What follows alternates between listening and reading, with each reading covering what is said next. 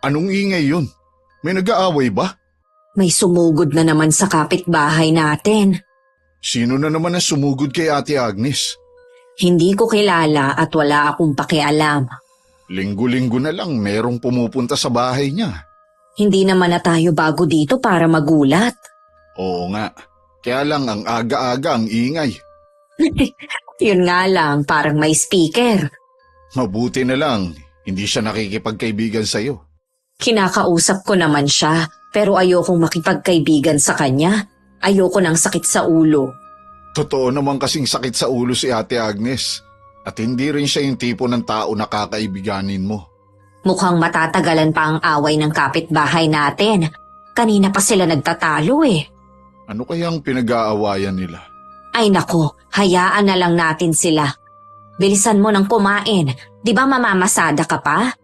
Oo nga pala. Munti ko na makalimutan. Maaga nga pala ako nagpalista sa pila ngayon. Ang baon mo, baka makalimutan mo. Ay, oo nga. Ang dami ko nakakalimutan. Tumatanda na talaga. Ang taong matabil hindi nag-iisip bago magbitiw ng salita. Madalas hindi niya namamalayan na nakakasakit na siya ng damdamin ng iba. Na nagiging ugat ng hindi pagkakaunawaan at minsan pa paghihigante. Mapagpalang araw, Miss Gwen. Tawagin niyo na lamang ako sa pangalang Sylvia. Nasa 50 na ang edad, may asawa, 3 anak. Tubong Davao Oriental po ako pero kasalukuyang naninirahan dito sa Morong Rizal. Matagal niyo na po akong taga-subaybay.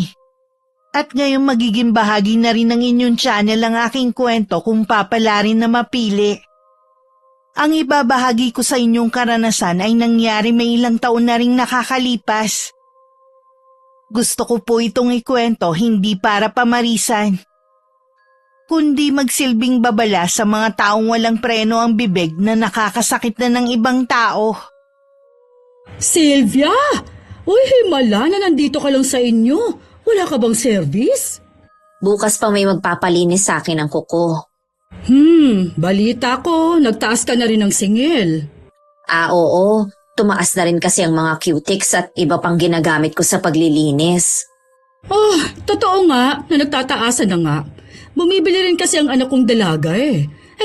Bakit yung karibal mo hindi nagtataas? Ganun pa rin ang singil niya. Hindi ko alam sa kanya, siya na lang sana ang tinanong mo. Naku, baka sinadya niya yon para lahat ng suki mo mapunta sa kanya. Hindi naman siguro. Kung sakali man na lumipat sa kanyang mga suki ko, wala namang problema sa akin. Talaga? Oo naman. Ganun talaga sa trabaho o negosyo man. May mga kakumpetensya talaga. Sa bagay nga. 2 na lang naman kayo ng asawa mo. Siya naman malakas ang kita sa pamamasada ng tricycle. Nasa na nga pala ang mga anak ninyo? Hindi ko na kasi nakikita eh. Lahat sila may trabaho na. Yung 2, umuupa na magkasama. Yung kuya naman nila na panganay, libre ang pagtira ng kumpanya nila. Ang galing naman. Lahat pala sila may mga trabaho na. Akala ko, mga nag-aaral pa. Bata ka pa siguro nag-asawa, no? 18 lang ako nung nag-asawa ako.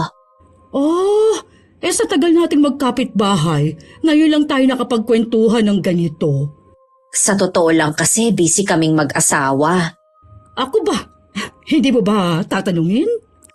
Kung magkukwento ka ba, hindi kasi ako mahilig mag-usisa sa ibang tao. Mukha ka kasing tahimik lang. Kaya siguro wala ka rin kaibigan. Sorry sa nasabi ko ha. Okay lang, totoo naman kasing wala akong mga kaibigan. Mula nang magkapamilya kasi ako, sa kanila ko na ibinuhos ang buong atensyon ko. Hindi ka ba naiinip na walang kausap? Hindi naman. Marami naman akong ginagawa eh. Alam mo, nakakabaliw din kapag lagi lang nakakulong sa loob ng bahay. May kakilala ka ba na nabaliw na dahil lang nasa loob ng bahay? Wala pa naman. Wala pa naman pala. Mahirap kasi yung makikinig lang tayo sa sabi-sabi. Oo nga maiwan na kita. Baka nakakaabala na ako sa'yo. Ayos lang, patapos na rin ako sa ginagawa ko. Hindi naman nakaligtas sa paningin ko ang pasimpleng pag-iirap niya sa akin. Nagkibit balikat na lang ako at tinuloy ko na ang pagtatanim sa paso ng mga halamang gamot. Pagdating ni Ate Agnes sa kanila, muntik pa niya mabangga ang asawa palabas naman ng kusina nila. Nagtataka naman ito kaya sinundan siya. Hindi mo ba ako nakita? Muntik mo na ako mabangga. Sa laki mong yan, imposible naman na hindi kita mapansin. Bakit naman mainit yata ang ulo mo? Paano kasi yung kapitbahay natin? Sino ba tinutukoy mo? Marami tayong kapitbahay. Yung pinakamalapit nating kapitbahay. Ang mag-asawang Sylvia at Tupi ba ang tinutukoy mo? Wala nang iba. Alam mo naman noon pa, mainit na ang dugo ko sa kanila, lalo na kay Sylvia. Sino ba nakausap mo sa kanila? Si Sylvia! Nakita ko kasi siya sa labas ng bahay nila. Kaya nilapitan ko, syempre nakipagkwentuhan ako sandali. May nasabi bang masama yung babae kaya ka nagagalit? Wala naman, pero pakiramdam ko, lihim niya akong pinagtatawanan. Ikaw lang naman ang nag-iisip ng ganyan eh. Tingin ko naman sa kanila mababait, tahimik na mga tao at walang kaaway. Tahimik na nga sila, pero yung mabait, duda ko. Bakit mo naman nasabi yan? Iba nga kasi ang kutob ko sa Sylvia na yan. Alam ko meron siyang itinatago. Ikaw talaga? Nananahimik yung tao, pag-iisipan mo ng masama. Sa tagal na kasi nilang nakatira dyan, nagtataka lang ako kung bakit wala man lang silang nagiging kaibigan dito. Pati ba naman yun pinoproblema mo? At saka, ang hindi lang naman sa kanila pala kaibigan, si Sylvia. Pero si Tupi, ilang beses ko na yung nakasama sa inuman. Mabait at marunong namang makisama. Basta, aalamin ko kung anong tinatago ng babaeng yon. Kung may malaman ka nga, ano naman ang plano mong gawin? Ipagkalat sa ibang tao? Problema ko na kung ano ang gagawin ko. Kaya ka napapaaway dahil sa ugali mong yan. Sila naman ang nangaaway sa akin Kita mo nga, pinupuntahan pa nila ako dito sa bahay. Hindi na nila mapigilan ang sarili. Ikaw kasi, yung pagiging matabil mo, ayaw mong bawasan. Sa ganito talaga ako, Sa bagay nga, matanda ka na. Kung gusto mong magbago, sana noon ba? Noon pa naman alam kong ayaw na sa akin ni Ate Agnes. Napipilitan lang siya na batiin ako kapag nagkakasalubong kami.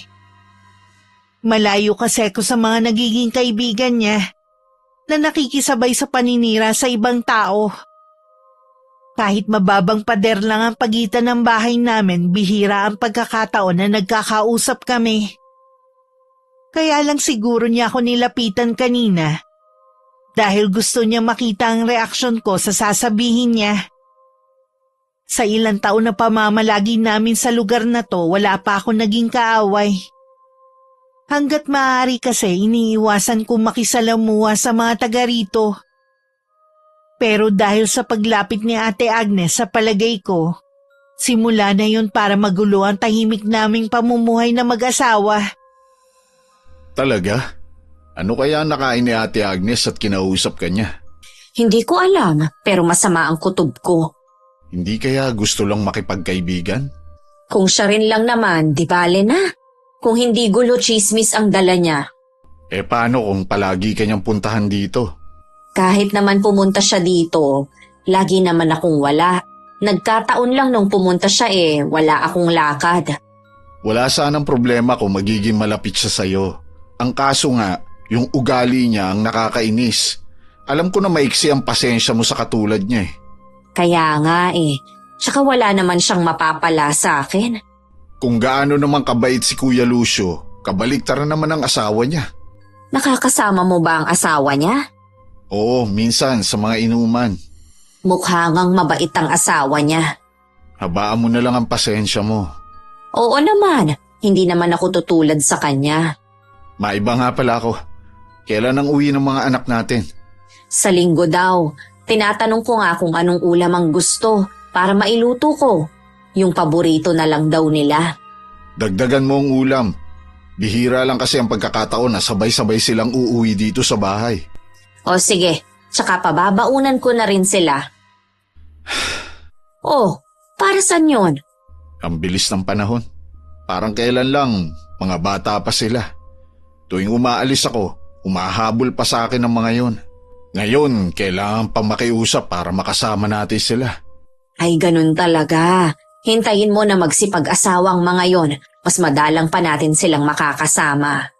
Oo nga. Mabuti na lang sinunod ko ang sinabi mo noon na sulitin na natin habang mga bata pa sila. Alam ko kasi na darating ang panahon na magkakaroon na sila ng sariling buhay at hindi natin yun mapipigilan. Nagpapasalamat rin ako na dahil naging mabuti silang mga anak. Hindi rin sila nakakalimot sa atin. Tahimik kapag kami lang ng asawa ko sa bahay. Nagkakaroon lang yun ng sigla kapag nandun ang mga anak namin. Napupuno kasi ng tawanan at walang katapusang kwentuhan. Sinasamantala ko naman pag kumpleto kami na ipagluto sila ng lahat ng pagkain na gusto nila. Alam ko kasi dahil pare-pareho silang busy sa trabaho. Madalas puro kain sa labas na lang ang ginagawa nila na hindi rin naman mabuti. Kinabukasan kinailangan na rin nilang umalis. Isa-isa pa silang yumakap sa akin bago sumakay ng tricycle. Ihahatid kasi sila ng kanilang ama sa terminal. Kahit nakasakay na sila, panay pa rin ang bilin ko. Nang makaalis na ang tricycle, papasok na sana ako sa loob ng bahay nang dumating naman si Ate Agnes. Dumating pala ang mga anak ninyo. Kailan pa? Kahapon lang ng umaga. O tapos umalis na rin ngayon? Ang bilis naman yata ng pagdalaw sa inyo. May mga trabaho kasi sila. Sa bagay nga. Mga anak ko rin Sa labas na lang kami nagkikita-kita. Busy din kasi sila sa trabaho nila. Ah, ganun ba? Ay, nakita mo ba yung dumaan? Yung babaeng nakaduster? Oo, yun ang bago nating kapitbahay. Dugyot tignan ano. Bakit mo naman nasabi yan? Dahil lang ba nakaduster yung tao? Hindi mo ba napansin?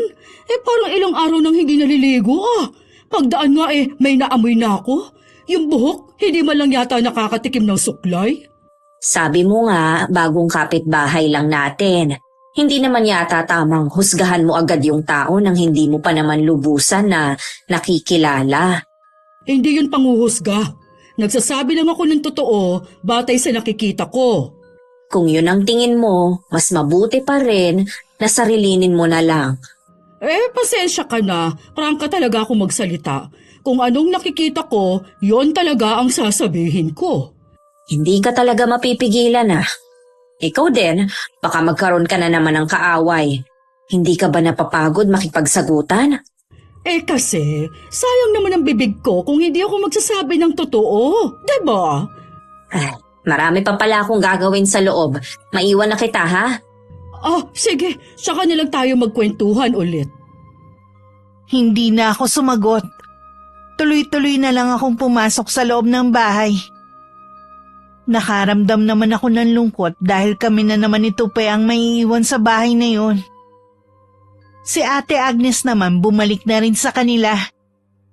Nakasalubong pa niya ang asawa na may nakakalokong ngiti sa labi. Narinig kong usapan yun ni Sylvia. Kaya ka pala nandito? Anong iningiti-ngiti mo dyan? Wala namang nakakatawa sa pinag-uusapan namin Alam ko naman, natatawa lang ako dahil sa lahat ng mga nakakausap mo, siya lang ang hindi sumasang-ayon sa'yo. Para namang hindi mo pa kilala ang kapitbahay natin.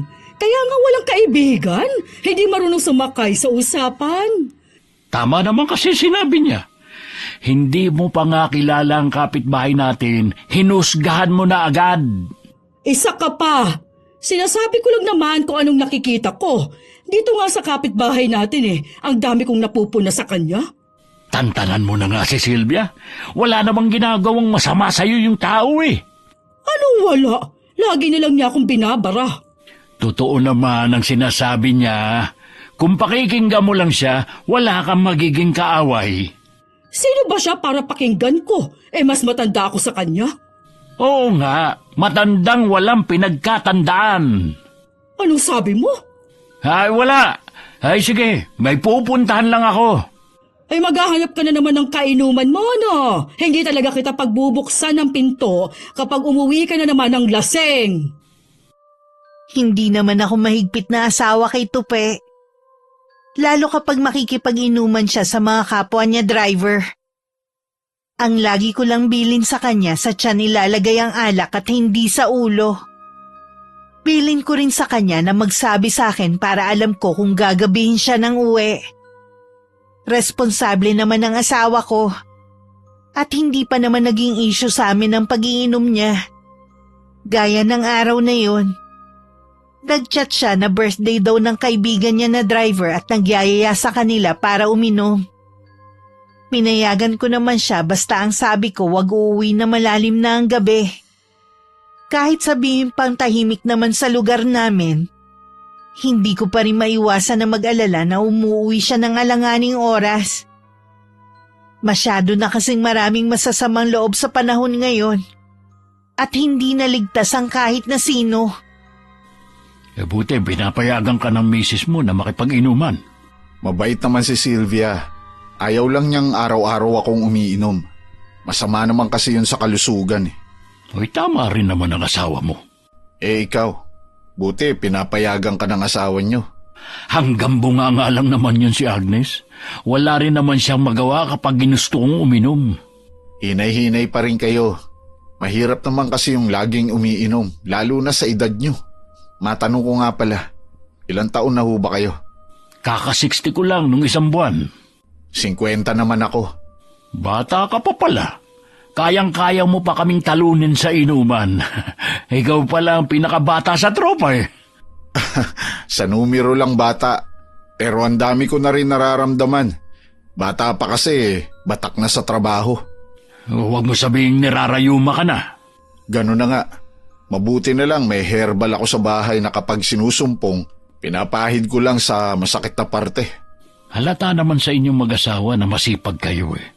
Kahit may mga trabaho na mga anak ninyo, kumakayod pa rin kayo. Kaya pa naman naming magtrabaho. Ayaw naming umasa lang sa bigay ng mga anak namin. Ay sa bagay, mas maganda nga kung may sarili kayong pera. Kami kasi ng asawa ko, yung nasa ibang bansa lang ang sumusuporta sa amin. Yung tatlo, bihira lang kaming maalala. Hindi na rin sila umuwi sa bahay. Ganun talaga ang mga anak.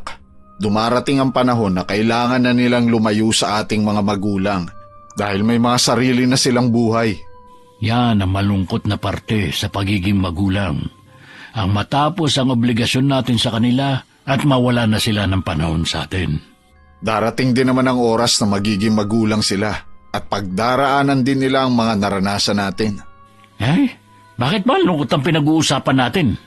Ganito yata pag nagkakaedad na. Nagiging emosyonal na kahit anong topic. Pero sa totoo lang, masarap kang kausap. Kung pwede nga lang tayo araw-araw uminom eh. Para lang makapagkwentuhan tayo. Magkapit-bahay nga lang tayo eh. Pero bihira naman tayo magkita. Kaya nga eh. Sulitin na lang natin ang gabing ito sa kwentuhan at inuman. Nasa sala lang ako habang nanonood ng TV. Hindi kasi ako makakatulog hanggat hindi pa dumarating si Tupe. Napasulyap ako sa orasan sa dingding. At hindi ko maiwasang magtaka na malapit na mag-alas 11 wala pa rin siya. Hindi naman ako kinakabahan dahil alam kong nasa mabuti siyang kalagayan. Siguro nawili lang sa inuman o kaya ayaw pang pakawalan ng mga kasama.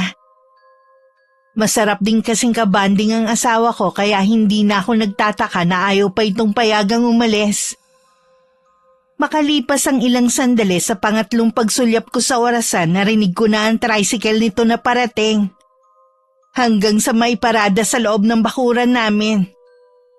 Ilang sandali pa kumakatok na siya. Napasarap yata ang inuman ninyo.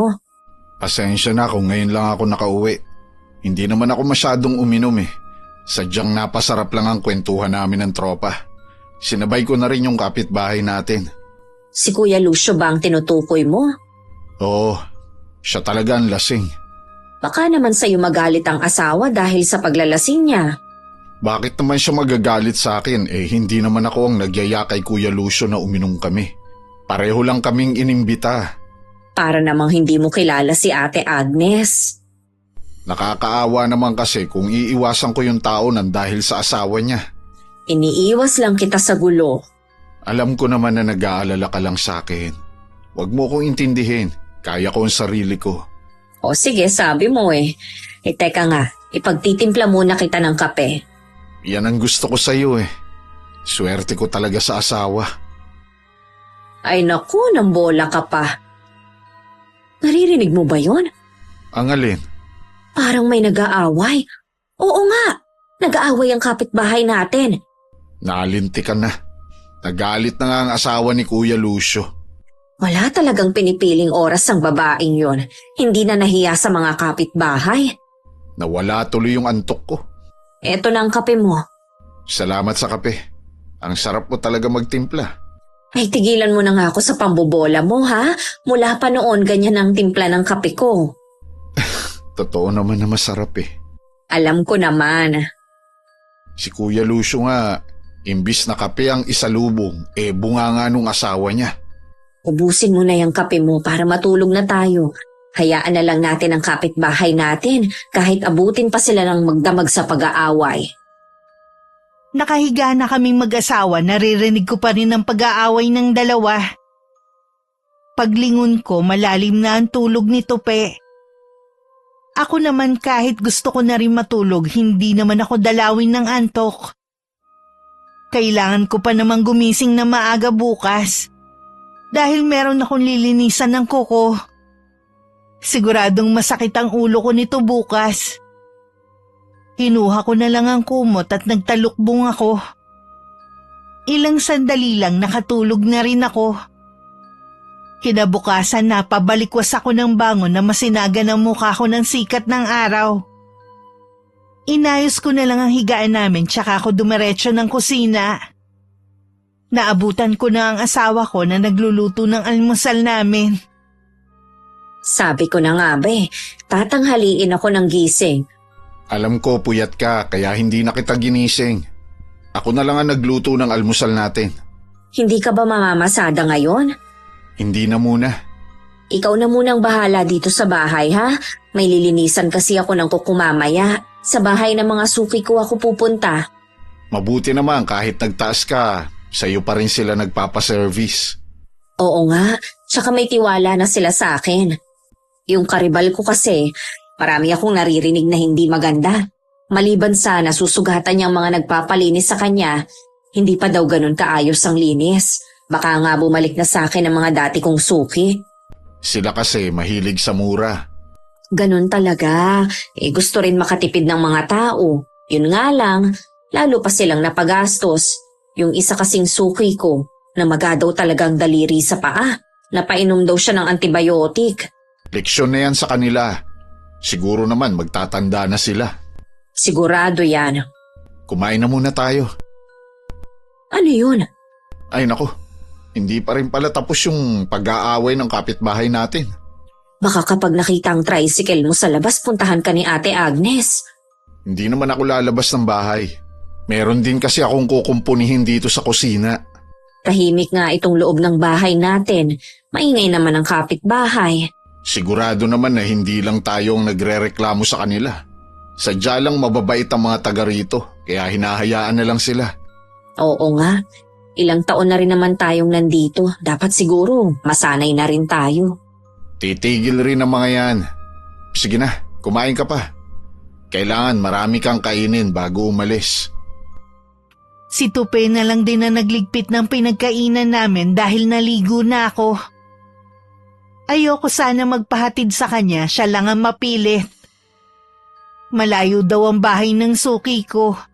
At baka bago pa ako makapagsimula sa lilinisan ko, pagod na ako.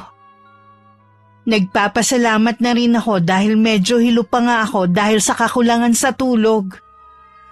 Umalis na rin naman si Tupe pagkahatid niya sa akin. Pagdating nga niya, nagkataon namang nasa labas ang kapitbahay namin. Nakapamasada ka na ba agad? Hindi ako pumasada ngayon. Hinatid ko lang si Sylvia. Ah, ganun ba? Ay siya nga pala. Salamat sa iyo at sinabay mo na ako kagabi. Wala ho yun.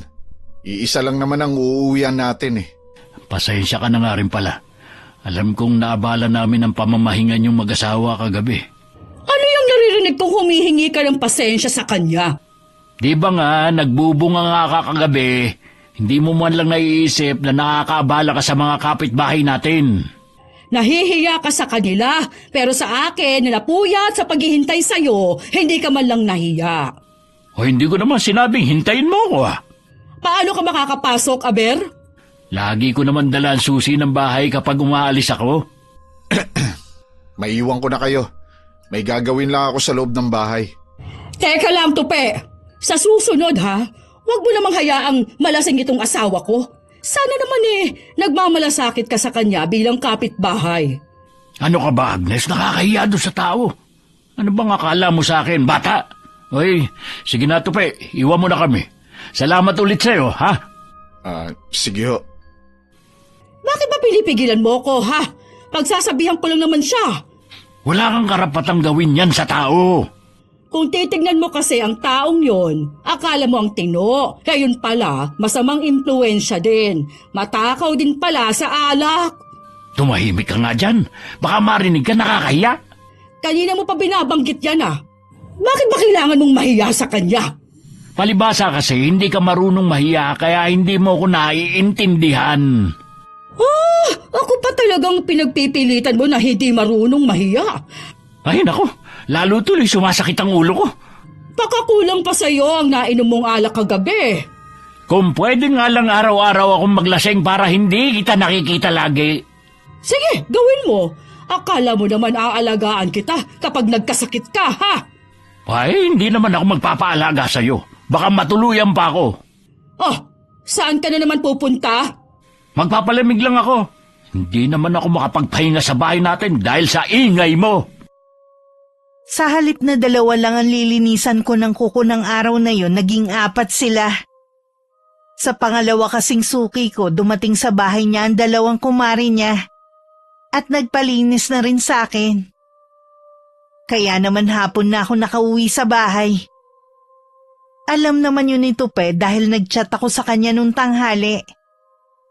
Pagdating ko sa amin, hindi pa ako nakakapasok, dumating naman si Ate Agnes.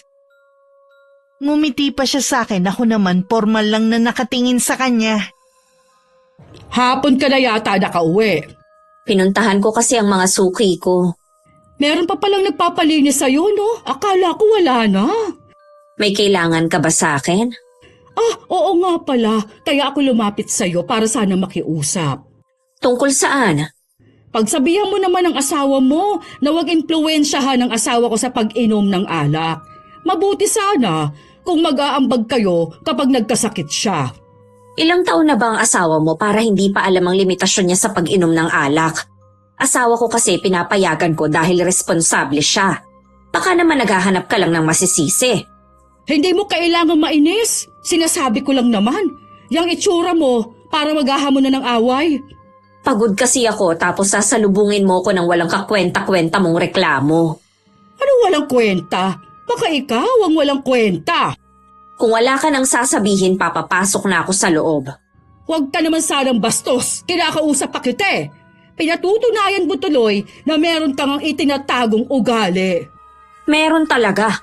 At sinisiguro ko sa'yo na hindi mo gugustuhin na makita yon. Gusto ko nga makita para malaman din ng ibang tao na ang inaakala nilang tahimik at hindi nakikisalamuha ay meron palang itinatago. Huwag mo sanang ubusin ang pasensya ko. Hindi ko na hinintay na sumagot si Ate Agnes.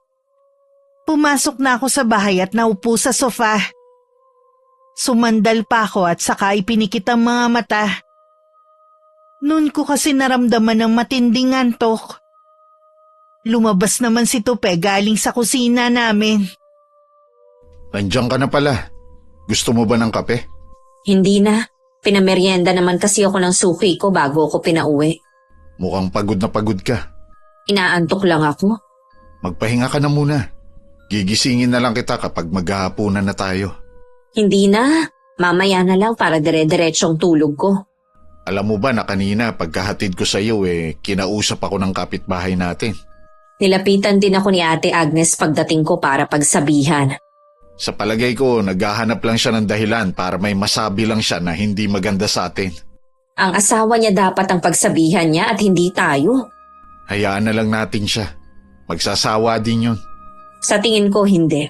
Ito ang simula ng panggugulo niya sa pananahimik natin. Ako na ang nakikiusap sa iyo. Huwag mo nang patulan, alang-alang man lang sa mga anak natin. Wala naman ang mga anak natin dito eh.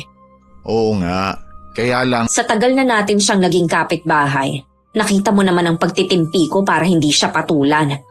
Ayoko lang kasi ng gulo. Ganon din naman ako eh.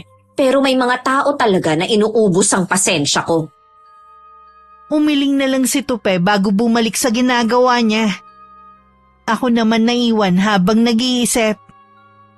Sino ba naman ang may gustong may kaaway? Pero kung pipilitin ako ni Ate Agnes, hindi ko naman siya uurungan kahit mas matanda pa siya. Nang mga sumunod na araw, taliwas sa inaasahan ko, walang Ate Agnes na nanggugulo sa amin. Ilang araw ko na siyang hindi nakikita. Naging abala na rin ako ng mga sumunod na araw, ganun din si Tupe. Hanggang sa makalimutan ko na rin ang tungkol sa kapitbahay naming yun. Anong ginagawa mo rito sa labas? Naiinitan kasi ako kaya ako nandito.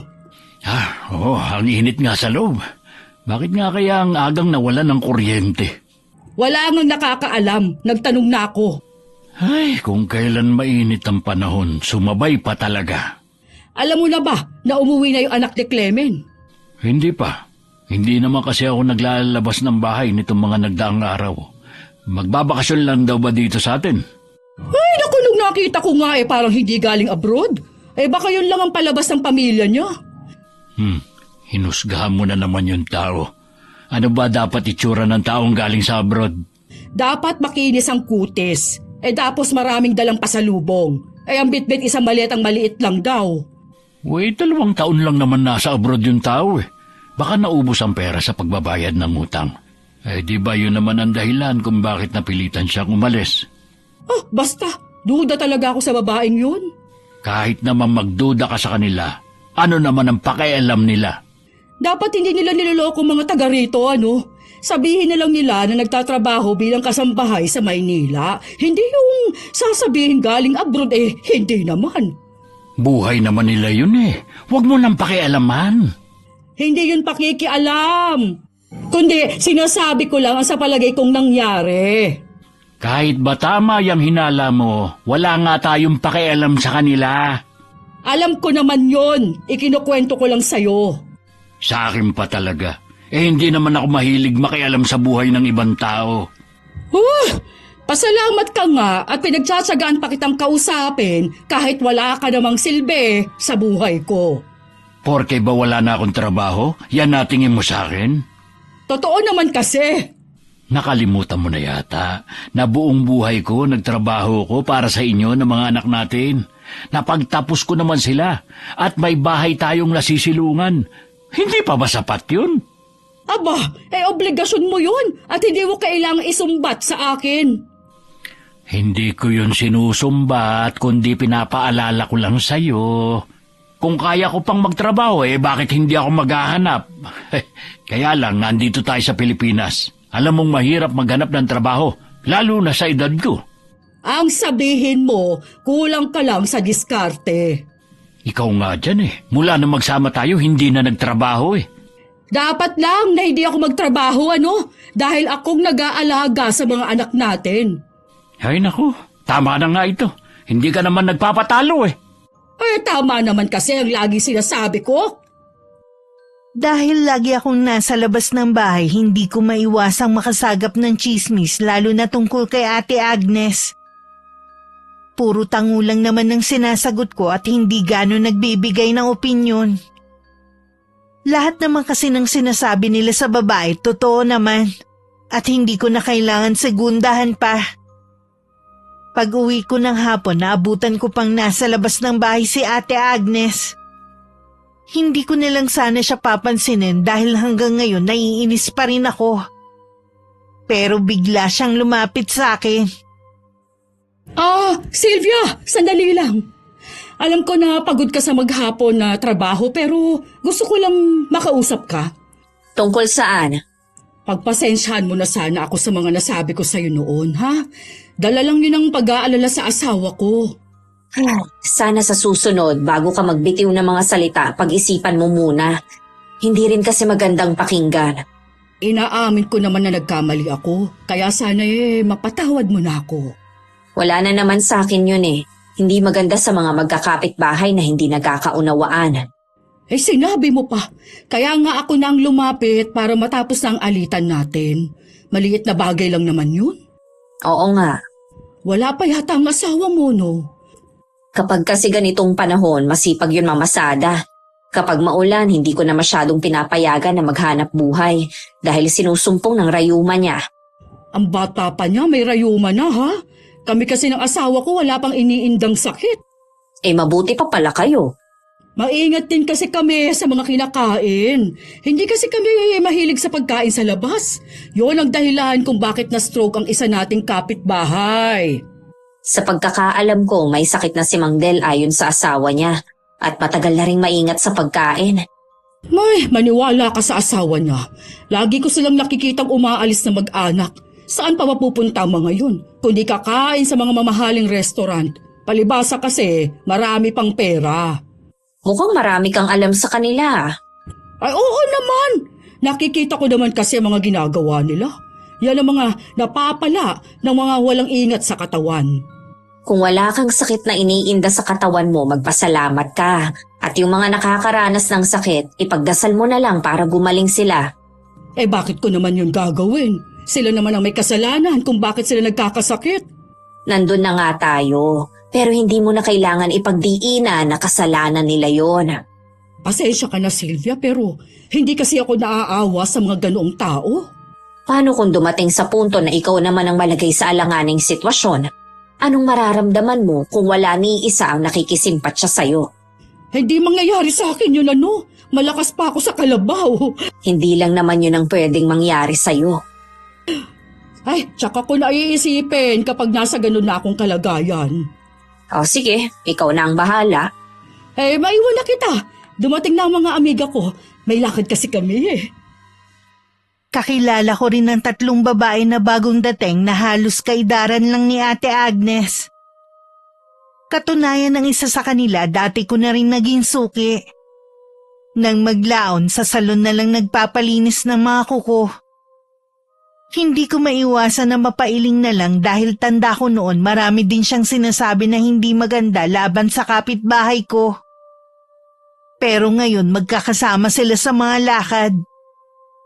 Minsan hindi mo na talaga malaman kung sino ang tunay na kaibigan.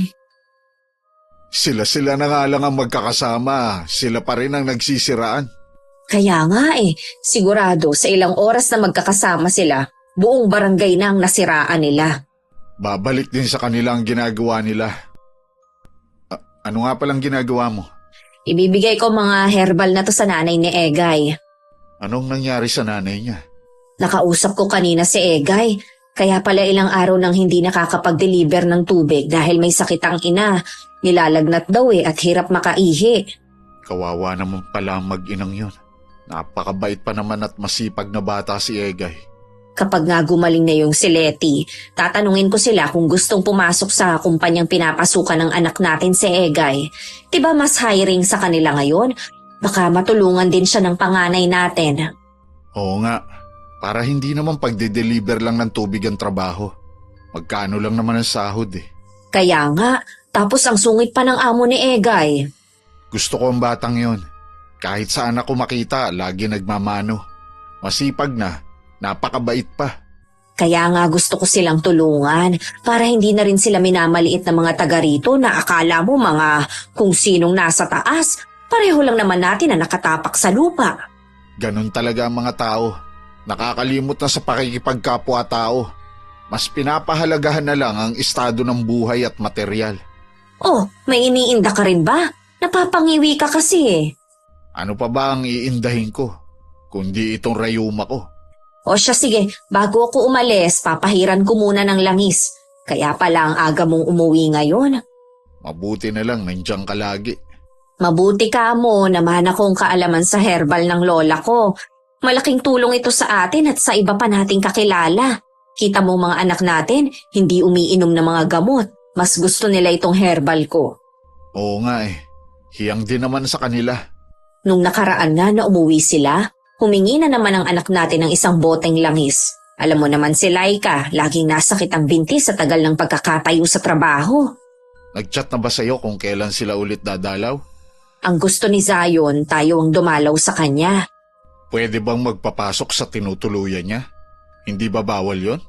Hindi naman daw basta kapamilya niya. Ilang beses na palang nakakapunta sina Laika at Ashley sa tinitirhan niya.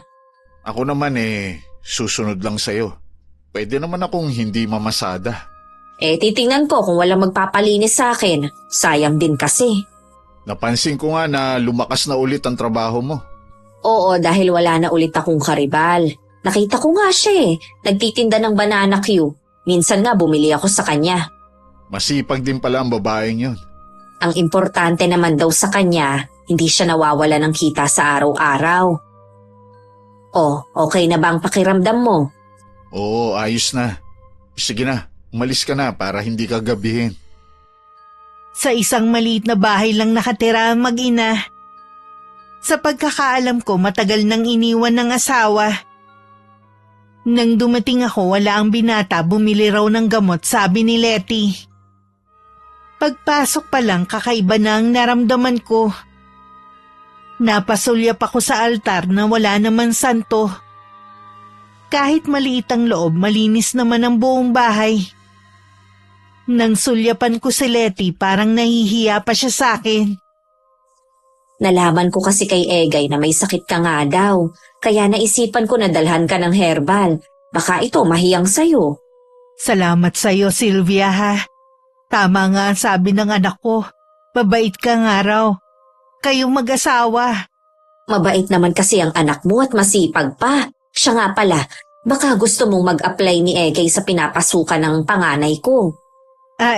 Itatanong ko sa kanya pagdating niya mamaya. Matutulungan kasi siya ng anak ko. Sayang naman kasi kung pagdi-deliver lang ng tubig ang trabaho niya. Naaawa din kasi ako na hindi magandang trato sa kanya ng amo niya. Maliit na nga ang sahod, hindi pa makatao sa kanya. Nakarating na nga yan sa akin Ang anak ko kasi hindi nagsusumbong. Tinitiis lang niya ang ginagawa sa kanya. Yan lang naman ang sadya ko sa inyo. Sylvia, marunong ka bang manggamot? Naghihilot din ako, pero bihira naman sa mga taga rito ang naniniwala pa sa hilot. Mas gusto nila na sa doktor na pumunta. Ang paggawa ng herbal ay natutunan ko lang sa lola ko. Ganun ba? Salamat dito ha. Mamaya iinumin ko to. Hindi na kita aabalahin pa. Kapag kailangan nyo ng tulong, huwag kang mag-aatubiling lumapit sa amin. Pakisabi na lang kay Egay na dumaan ako, ha? May napansin kaya siyang kakaiba? Sa bagay, hindi naman siya ang tipong magkukwento sa ibang tao. Habang pauwi, hindi ko maiwasang mag-isip ng malalim. Hindi ako pwedeng magkamali. May alam si Letty sa karunungang itim. Ang altar sa sulok ginagamit niya para sa pagre-ritual. Amoy na amoy ko rin ang kandila at amoy usok sa buong bahay. Ibig sabihin, nagsasagawa siya ng orasyon. Sa tagal na namin dun nakatira, wala pa naman kami nababalitaan na may nagkasakit ng malubha o di kaya namatay sa kulam. Pagdating ko sa bahay, iniisip ko pa rin ang bagay na yun. Hindi ko alam, pinagmamasdan na pala ako ng asawa ko. Bakit ba mula kaninang pagdating mo tulala ka na? May nangyari ba sa bahay ni Letty? Hindi ako pwedeng magkamali, Tupi. Mangkukulam si Letty. Ha? Sigurado ka ba dyan? Oo, may kakaiba na agad akong naramdaman pagpasok ko pa lang sa bahay niya. Lalo akong kinutuban na tama ang hinala ko nang makita kong altar sa sulok ng bahay. Sa palagay mo, alam kaya ni Egay yon? Wala siyang alam sa tunay na pagkatao ng nanay niya. Hindi ko rin siya inabutan sa kanila.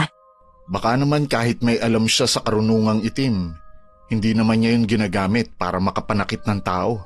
Sana nga, dahil bawat paggamit ng itim na karunungan, may kapalit. Bigla tuloy akong kinilabutan. Kung ano-anong pumapasok sa isip ko. Hindi mo kailangang matakot. May mga mangkukulam na may mabuting puso. Napipilitan lang silang gamitin ang kaalaman nila dahil nadadala sila ng galit, pero kagaya rin natin sila. Hindi mo ako masisisi. Sadyang napakadelikado ng kulam. Ang sino man ang makatanggap ng sumpa mula rito, posibleng mamatay.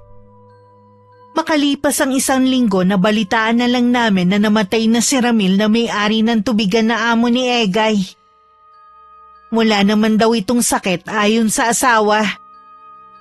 Masaya pa nga daw silang mag-anak sa pagpaplano ng pagbabakasyon nila sa 1 linggo. Natagpuan na lang daw itong wala ng buhay at puno ng langgam ang buong katawan. Hindi malaman kung matagal na ba itong patay dahil nilalanggam na nga. Hindi maalis sa isip ko na baka may kinalaman si Letty sa nangyari. Maliban sa kakaibang pagkamatay nito, wala namang kaming narinig na pinag-uusapan na baka nakulam ang lalaki. Ay, nakakabigla talaga ang nangyari kay Ramil. Hindi ko tuloy maiwasan na kabahan. Palagay ko, matagal na talaga may sakit yun. Sinabi lang ng asawa na malusog ito at masigla. Parang ka naman matapos na ang pagtatanong sa kanya. Kung may sakit siya, bakit wala man lang tayong nababalitaan na nagpapatingin siya sa doktor?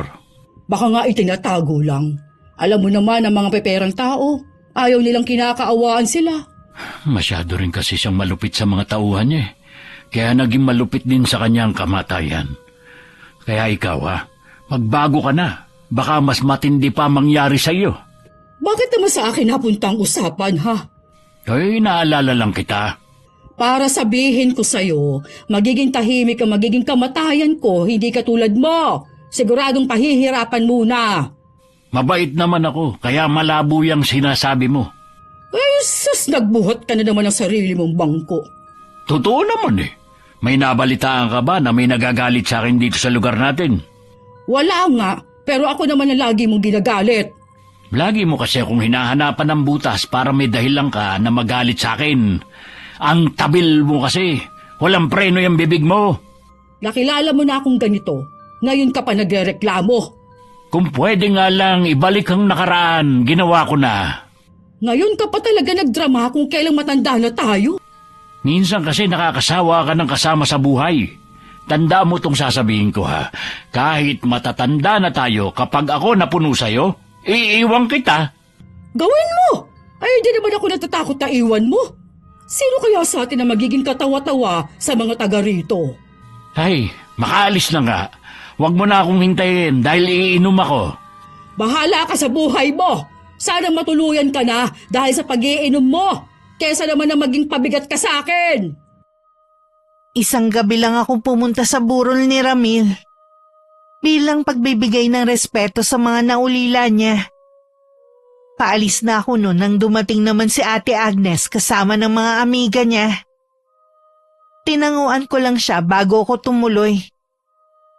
Pagdating sa bahay, nadatnan ko ang asawa ko at ang kapitbahay naming si Kuya Lucio. Nasa likod sila ng bahay at umiinom. Ay, pasensya ka na Silvia kung dito namin naisipang mag-inom. Huwag ka sana magagalit kay Tupe. Naku, ayos lang naman po sa akin. Mabuti nga dito lang kayo sa bahay umiinom, hindi sa malayo. Ang bait mo naman at maunawain pa. Maiwan ko na ho kayo. Ay, mabuti pa ang asawa mo. Hindi yata marunong magalit. Matindi rin yun magalit, lalo na kapag nag-aaway kami. Ay, mas mabuti pa rin naman ang asawa mo kaysa kay Agnes. Nagsasawa na ako sa ugali Hindi naman siguro kayo magtatagal kung wala man lang magandang katangian ng asawa nyo. Wala naman talaga. Sa'yo ko lang to sasabihin na. Kaya ayaw nang umuwi ng mga anak namin sa bahay dahil sa nanay nila. Talaga ho? Ay, oo. Sa akin lang kasi nagkukwento ang mga anak ko Para makasama sila, ako na lang ang dumadalaw sa kanila na hindi alam ni Agnes. Hindi ko alam na ganoon pala kalalim ang problema niyo sa asawa niyo. Matagal ko nang tinatago to sa dibdib ko. Nagpapasalamat nga ako dahil naging kaibigan kita. Masasabi ko na ang nasa loob ko.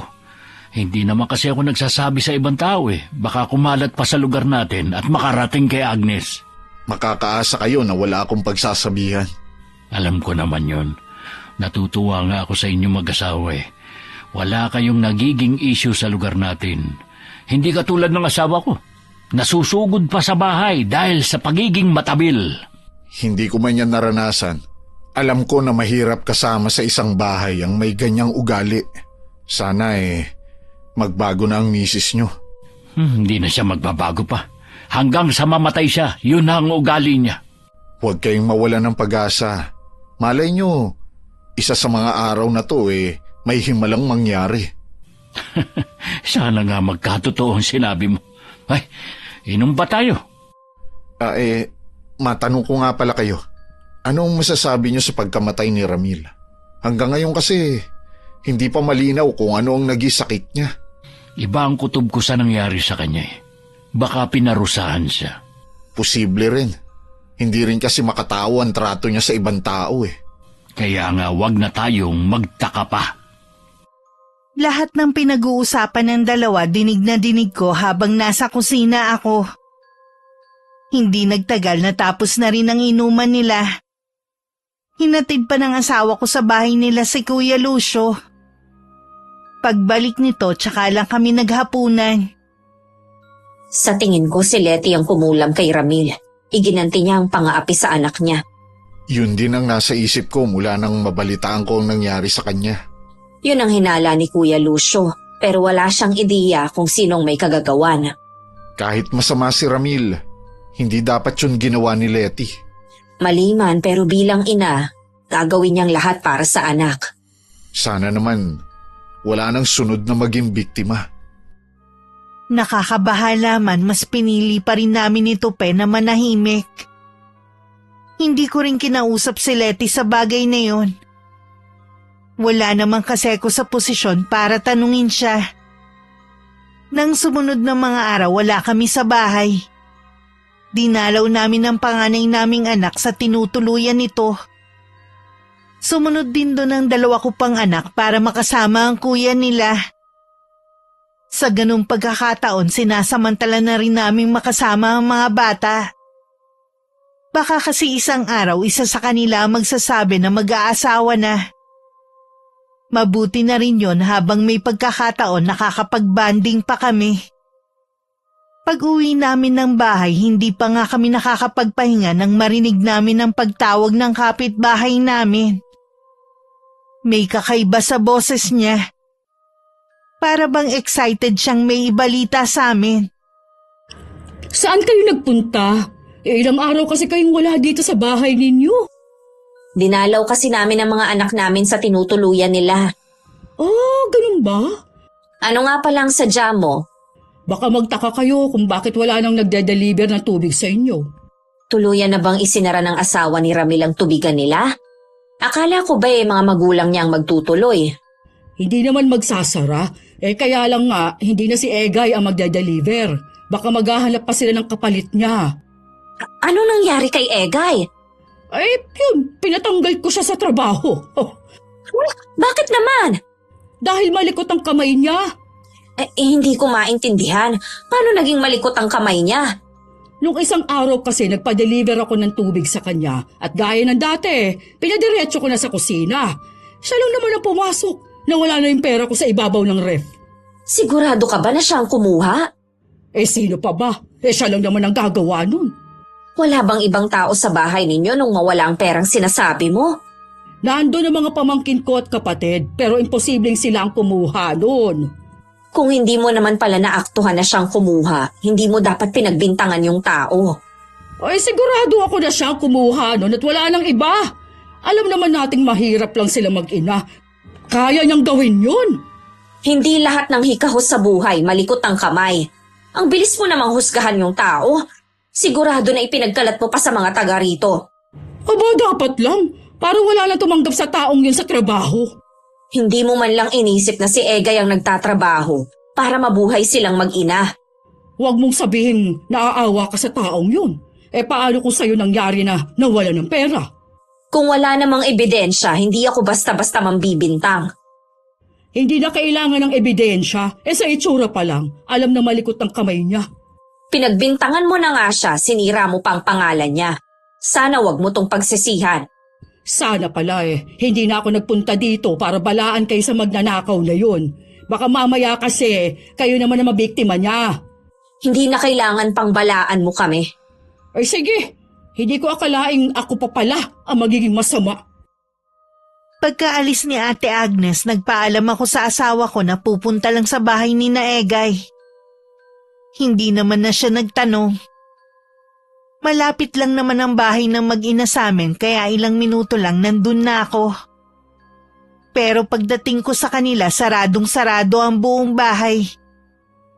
Sabi ng kapitbahay nila, umalis daw ang mga to nung umaga. Nanlulumo na umuwi na lang ako sa amin.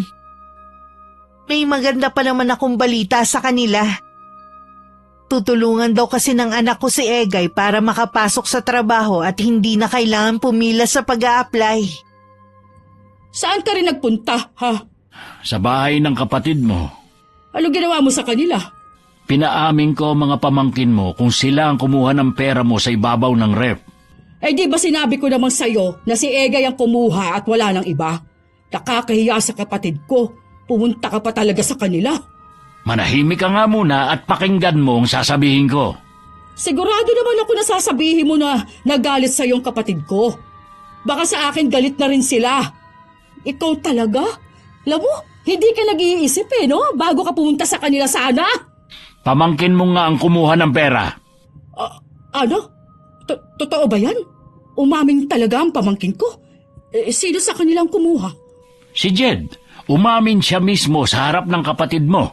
Gagamitin sana daw niya ang pera pang date nila ng girlfriend. Nagawa mo pa talagang pahiyain ang pamangkin ko, ano? Hinayaan mo na lang sana. Baka mamaya ay mahiya na yung bumalik dito. Akala ko ba gusto mong malaman kung sino ang kumuha ng pera mo? Di ba nga, si Egay nga ang kumuha ng pera ko? Hindi nga si Egay.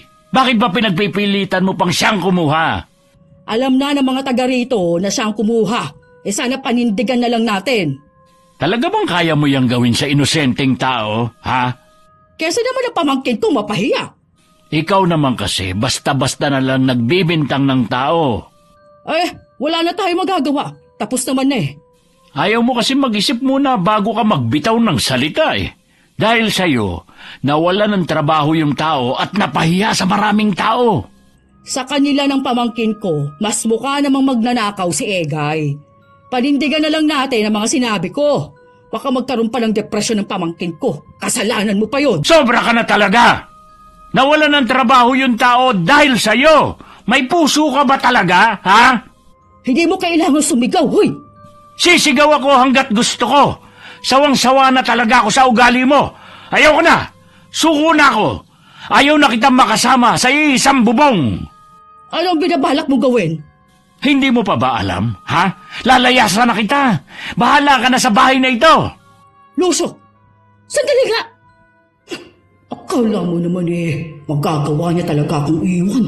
Tingnan natin kung sino magiging kahiya-hiya. Kasalukuyan kami nag-uusap ng asawa ko tungkol kay Egay nang dumating si Kuya Lucio. Si Tupe ang nagbukas ng pinto at nagulat siya nang makita na may dala itong maleta. Pinapasok namin siya at saka pinaupo. Halata sa kanya ang matinding pinagdadaanan. Ay, wala akong pakialam kung matatawa kayo sa akin. Pero hindi ko na talaga kayang makisama sa asawa ko. Ibig sabihin, hihiwalayan niyo na siya? Oo, dapat nga noong ko pa ito ginawa Iniisip ko lang kasi mga anak namin noon. Ano po ba ang pinag-awayan niyo para humantong sa hiwalayan? Ay, matagal na akong nagtitiis sa ugali niya. Pero ngayon, hindi ko na kaya. Hindi ko kukonsintihin ang ginawa niya kay Egay. Tama po ba na hindi si Egay ang kumuha ng pera niya? Hindi nga siya, dahil yung pamangkin niyang si Jed ang kumuha.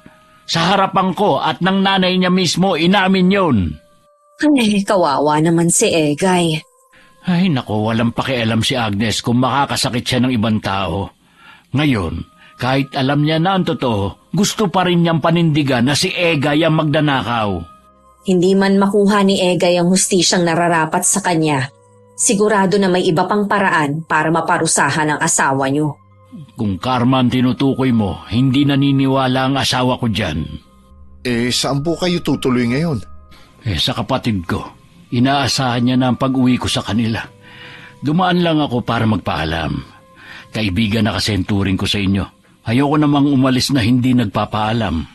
Kung saan man kayo makarating, lagi kayong mag-iingat. Kayo rin ha? Ako na rin ang humihingi ng pasensya sa ginagawa ng asawa ko. Alam ko naman na alam nyo na pati kayo hindi nakakaligtas sa pangiintriga ng asawa ko. Hindi na lang namin pinapansin para walang gulo. Baka kapag mag-isa na lang ang misis nyo, makakapag-isip-isip siya at malalaman na niya ang mga maling nagawa niya. Sana nga. Para din naman sa kanya yun. Mabuti pa Tupe, ihatid mo na lang si Kuya Lucio sa sakayan para hindi na siya maglakad pa. Salamat uli sa inyo mag-asawa ha.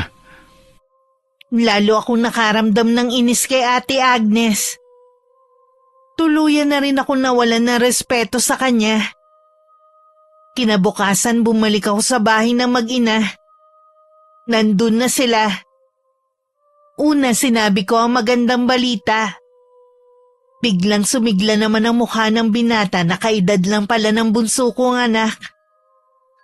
Nagsabi to na aayusin na ang requirements niya. Hindi ko lang inaasahan ang sinabi ni Letty. Alam pala nila na si Jed ang kumuha ng pera ni Ate Agnes at sadyang pinagbibintangan lang si Egay. Kita ko sa mga mata ng babae ang matinding galit. Hindi ko tuloy maiwas ang kabahan sa pwede nitong gawin sa kapitbahay ko. Ilang gabi ko ring inisip yun pero lumipas ang araw na wala namang masamang nangyari kay Ate Agnes. Masigla pa nga itong nakikipag-usap sa ibang tao. Naisip kong baka dahil may bago na namang trabaho si Egay, hindi na naisip ni Letty na gumante. Dahil doon kahit papano napanatag ako. Noon pa ako nagtataka kung anong halaman ng mga yan sa mga paso mo. Herbal ang mga to. Ang iba pwedeng gamitin sa pagluluto at ang iba naman sa panggagamot. Marunong ka bang manggamot? Marunong lang akong maghilot na naman ako sa yumao kong lola. Marami ka palang kayang gawin ano? Kaya mo bang pabalikin ang asawa ko? Hindi ko kaya. Bakit hindi ikaw ang magpabalik sa kanya? Ayaw nga niya kahit anong pakiusap ko sa kanya. Siguro napuno na rin sa'yo. Tsaka mukha namang hindi ka nalulungkot sa pag-alis niya. May panahon ka pa kasi na makipagkwentuhan sa mga kaibigan mo. Nililibang ko lang ang sarili ko. Wala naman sigurong masama. Pasensya na wala akong maitutulong sa'yo. Sa lahat ng naging kapitbahay ko, kayo ng asawa mong pinakawalang kwentang tao. Anong sabi mo? Sabi ko wala kayong kwentang kapitbahay. Kung wala ka namang magandang sasabihin, mabuti pang umalis ka na. Paano mo ako paaalisin? Pader lang ang pagitan ng mga bahay natin. Libre lang ang maging mabuting tao. Bakit hirap na hirap kang gawin? Hoy, mabuti akong tao ha. Kaya ba pinanindigan mo na si Egay ang kumuha ng pera mo kahit pamangkin mo naman talaga ang salarin? Paano mo nalaman yan? Alam rin pala ng mag-ina ang ginawa mo. Binanggit ba sa inyo ni Lucio? Hindi na mahalaga kung paano namin nalaman. Kung ako sa'yo, puntahan mong mag-ina at humingi ka ng tawad. Bakit ko naman yung gagawin? Hindi mahalaga dito ang pride. Kailangan mo lang aminin sa kanilang pagkakamali mo. Mabait naman ang mag-ina. Oh, hindi ko gagawin yon. Mas gugustuhin ko pang lamunin ako ng lupa kaysa magpakababa sa harapan nila, no? Kapag nilamon ka ng lupa, ibig sabihin lang nun kamatayan. Noon pa, nahihiwagaan na ako sa inyo. Ano bang tinatago mo, ha? Dahil lang sa hindi ako lumalabas ng bahay, yan ang tingin mo sa akin. Kapag talaga may nalaman akong baho mo, tingnan ko lang kung may mukha ka pang maihaharap sa maraming tao. Huwag mong ibahin ang usapan. Kung ako sa'yo, bago mahuli ang lahat, puntahan mo na ang mag-ina. Tigilan mo nga ako, ha? Kahit anong mangyari, paninindigan ko ang ginawa ko. Habang naglalakad palayo si Ate Agnes, palingon-lingon pa siya sa akin. Tinapos ko lang ang ginagawa ko at saka pumasok sa loob ng bahay. Tama naman ang sinabi niya. Meron ngang lihim ang pagkatao ko na tanging ako lang ang nakakaalam. Maliban sa magaling manggamot ang lola ko, marunong din siyang mangkulam. Sa akin niya pinamana ang kaalaman niya pero kahit kailan, hindi ko yun ginamit laban sa ibang tao. Isa rin to sa dahilan kung bakit agad kong nalaman na isang mangkukulam si Letty. Pero siya kahit kailan hindi malalaman na pareho kami. Isa rin sa dahilan kung bakit pinili ko na umiwas sa mga tao yung dumating ang sandali na dahil sa alitan, madala ko ng galit ko.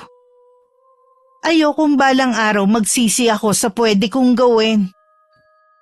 Kung si Sylvia ang sadya mo, wala siya dito. Nagkausap na kami ng asawa mo nung isang araw. Mabuti, ikaw ang nakita ko. Ano ang kailangan mo sa akin? Di ba, ikaw ang nasakyan ng asawa ko nung umalis siya. Dapat, ikaw ang magpabalik sa kanya. Bakit naman ako? Sumakay lang naman siya sa akin at hinatid ko sa sakayan. Alam ko na magkaibigan kayo. Sigurado akong ikaw ang nagkumbinse sa kanya na iwan ako. Aba, nagkakamali ka. Hindi ko gagawin yon dahil una, wala naman akong pakialam sa away niyong mag-asawa. At hindi ko gawain yan. Anong hindi? Noon pa, pinaiiwas ko na siya sa'yo dahil alam kong hindi ka magiging mabuting kaibigan. Tignan mo ginawa mo, pinaghiwalay mo kami. Kung kailan matanda na kami pareho, tsaka niya pa ito nagawa. Dapat siguro tanungin niyo rin ang sarili niyo kung bakit kayo iniwan ng asawa mo. Hindi na kailangan dahil malinaw naman na ikaw ang may kasalanan ng lahat. Kapag sa loob ng isang buwan, hindi pa rin bumabalik si Lucio, guguluhin ko kayong mag-asawa. Ha? Hindi ako papayag na kayo masaya tapos ako malungkot. Kung gusto mo talaga na bumalik si Kuya Lucio, puntahan mo siya sa kapatid niya. Makiusap ka na makipagbalikan na siya. Hindi ako pupunta doon sa kapatid niya. Huwag mo sanang pairalin ang taas ng pride. Ay wala ka ng pakialam kung ma-pride man ako. Basta manggugulo ako dito sa inyo. Matagal na kami dito. Kahit kailan, wala kaming ginawa na kahit na ano sa kapwa namin. Sana naman, huwag mo subukan ng pasensya namin. O yan ang gusto ko. Ipakita ninyo ang itinatago ninyong mag-asawa, lalo na yang si Sylvia. Huwag mo sanang idamay ang asawa ko. Wala siyang ginagawang masama sa'yo. Pag-uwi ko ng araw na yun, ikinuwento ni Tupe ang naging sagutan nila ng kapitbahay namin. Binalaan din niya ako na baka anumang oras pumunta dito sa bahay si Ate Agnes. Noon pa kilala na namin siya kaya hindi na ako magugulat pa sa mga gagawin ng babaeng yun. Hindi naman natin siya maiiwasan dahil sabi nga niya, pader lang ang pagitan ng mga bahay natin. Alam ko kasing matagal ka nang nagtitimpi sa kanya. Kaya ko pa naman. Ayoko na patulan siya gaya ng iba. Alam mo ba, tumawag kanina si Kuya Lucio. Halata sa kanya na masaya siya kung nasaan siya ngayon. Hindi nga niya binanggit ang asawa niya. Mabuti naman kung ganun. Bumilib nga ako sa kanya dahil napagtiisan niya ang asawa niya sa napakahabang panahon. Sinabi mo pa, para siyang nakalaya sa kulungan ngayon. Kung tatawag siya ulit, huwag kang magbabangkit sa kanya tungkol sa asawa niya. Maliban na lang kung siya mismong magtatanong. Huwag natin sirain ang kung anong meron siya ngayon. Nang mga sumunod na araw, hindi namin nakikita si Ate Agnes na lumalabas ng bahay niya. Wala rin naman ako nasasagap na balita tungkol sa kanya. Nagpapasalamat na rin ako na kahit ilang araw lang naging tahimik ang buhay namin. Walang maingay at nanggugulo. Nung hapon nasa bakuran ako. Hindi na kasi mainit ng mga oras na yon dahil makulimlim ang panahon. Habang abala ko sa pagtatanggal ng mga ligaw na damo sa harap ng bahay, nakarinig ako ng mga nag-aaway na pusa. Nang hanapin ko yun, hindi lang isang pusa ang nakita ko sa tapat ng bahay ni na Ate Agnes. Napakarami nun at meron din sa taas ng bubungan. Ang nakakapagtaka sa lahat, puro itim ang kulay ng mga yon. Sinubukan ko silang bugawin pero may ilan na hindi umaalis. Huminto ako sa ginagawa ko nang dumating ang asawa ko. Tinuro ko sa kanya ang mga pusa. Ang dami naman ng mga yan. Saan sila nanggaling? Hindi ko nga alam eh. Yung iba nabugaw ko na palayo. Nandyan kaya si Ate Agnes? Hindi ko alam, ilang araw ko na siyang hindi nakikitang lumalabas. Baka kapag kinatok natin, magalit pa sa atin. Tsaka, bakit kaya tinambayan ng mga pusang itim ang bahay niya? Hindi ko kayang sagutin yan kahit ako nga nagtataka din. Malas pa naman ang itim na pusa. Tapos ganyan pa karami? Hindi kaya ibig sabihin uulanin ng kamalasan ng kapitbahay natin? Hindi ko alam. May naiisip akong isang bagay. Ano naman? Ginagamit din kasi ang mga itim na pusa na mangkukulam sa pagsasagawa ng ritual. Ibig mo sabihin, merong kumukulam kay Ate Agnes? Wala namang nakakagulat dahil sa sobrang tabil niya. Sa dami ba naman ng mga taong nakaaway niya? Mag-isa pa naman siya sa bahay niya. Ano bang gagawin natin? Bugawin na lang natin ang mga pusa para umalis sa bahay niya. Ganun na nga ang ginawa namin. Napansin ng ibang mga kapitbahay ang ginagawa namin. Kahit sila puno ng pagtataka kung saan galing ang mga pusa. Nang mawala na ang mga yon, umuwi na rin sa kani-kanilang bahay ang mga taong tumulong sa amin. Sa palagay ko, wala dyan si Ate Agnes. Sa tagal natin dito, imposible naman na hindi niya tayo narinig. Baka nga kasama ng mga amiga niya. Pumasok na rin tayo sa bahay. Umaambon na. Naabala tuloy ako sa pagdadamo dahil sa mga pusang yun. Hindi na siguro sila babalik.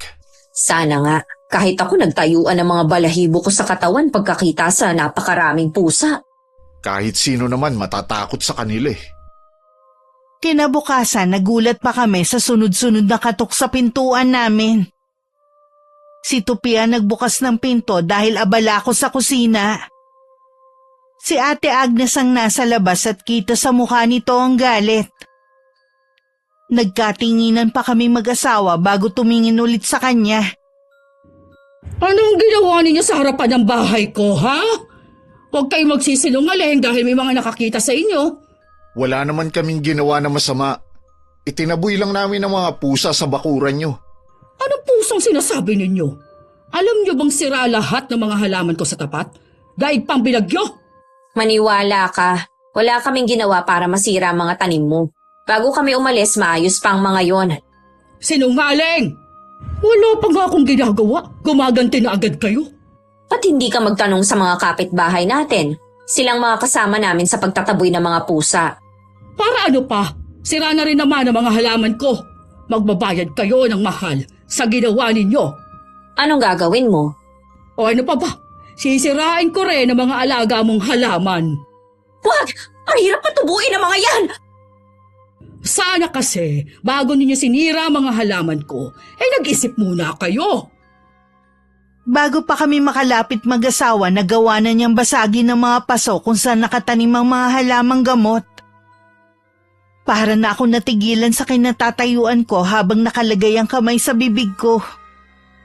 Si Tupe ang pumipigil sa babae pero hindi rin niya ito maawat.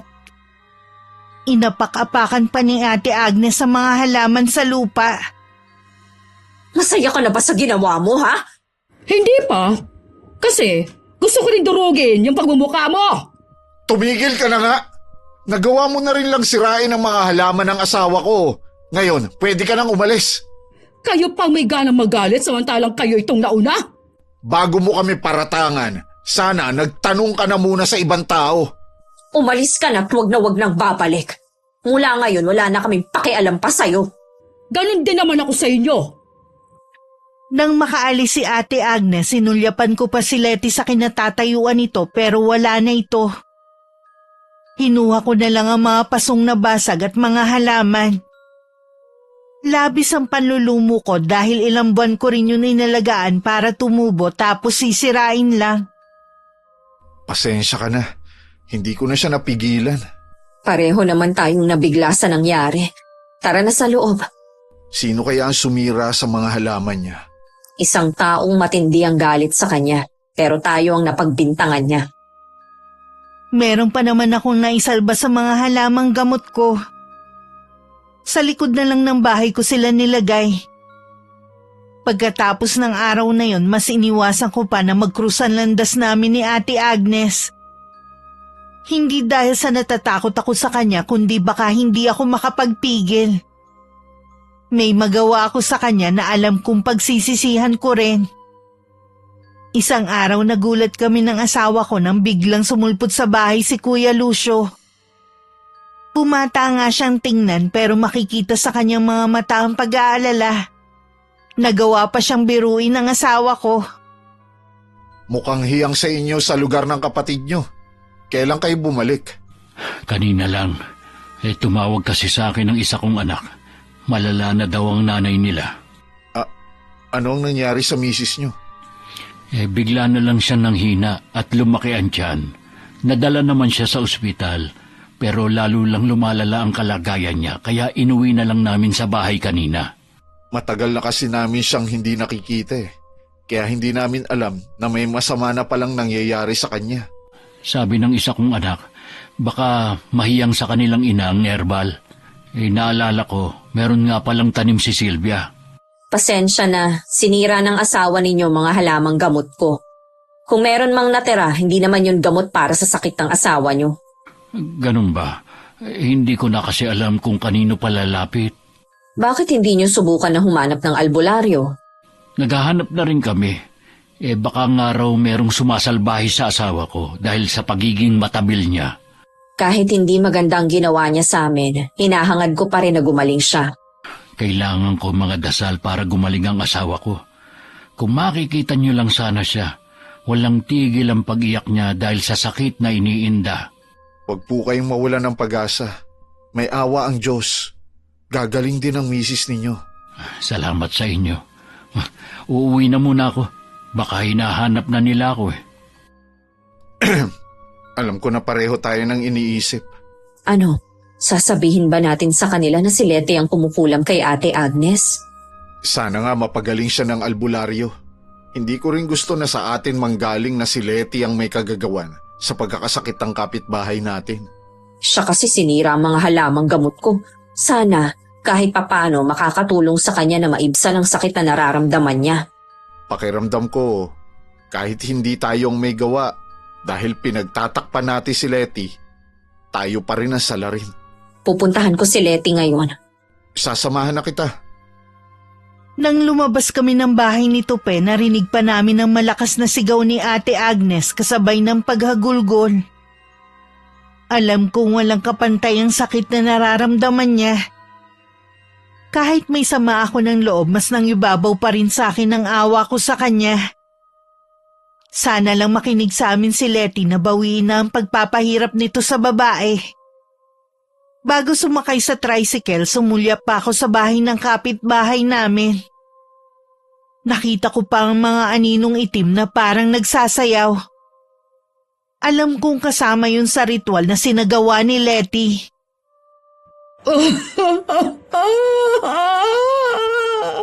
Bakit gayon ka lang? Nagtanong pa kasi ako sa iba nating kapitbahay. Ibig sabihin, wala kina Sylvia?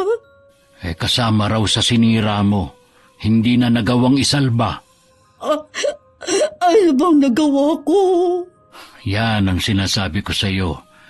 Bago ka dapat gumawa ng isang bagay, dapat mo munang pag-isipan. Tingnan mo tuloy yung naging resulta. Hindi ko na kaya ang sakit ng tiyan ko. Parang ano bang sandali, sasabog na to. Kung ano-ano na rin ang nakikita ko sa paligid Hindi naman nakikita ng mga anak natin. Ano ba nakikita mo? Mga itim na anino. Inuusig na nila ako sa mga ginawa ko noon. Wala rin ako nakikita. Pero naniniwala ako sa iyo. Nararamdaman ko din na nasa paligid sila dahil mula nang dumating tayo, napakabigat ng aura ng bahay. Mamamatay na kaya ako, Lucio? Nagpapahanap na ako ng magaling na albularyo. Kapag wala tayong nahanap, uuwi tayo sa probinsya. Salamat ha. Akala ko matitiis pa na akong hindi balikan. Alam mo naman na hindi kita matitiis. Yang ugali mo lang kasi ang inaayawan ko. Sana naman magbago ka na. Magbabago na ako. Pangako. Basta gumaling lang ako. Hindi na ako babalik sa dati. Hihingi din ako ng tawad sa mga taong nagawan ko ng masama. Huwag kang susuko. Isipin mo ako at ang mga anak natin. Kailangan ka pa namin. Nang marating namin ang bahay ng mag-ina, lumabas naman si Letty. Mabagsik ang anyo niya kumpara nung huli kaming nagkita. Punong-puno rin ng galit ang mga mata niya. Sinubukan ko pa rin makiusap sa kanya. Nung una nagmamatigas siya. Pero nung banggitin ko si Egay, biglang lumambot ang ekspresyon ng mukha niya. Alam ko bilang ina kahinaan namin ng mga anak.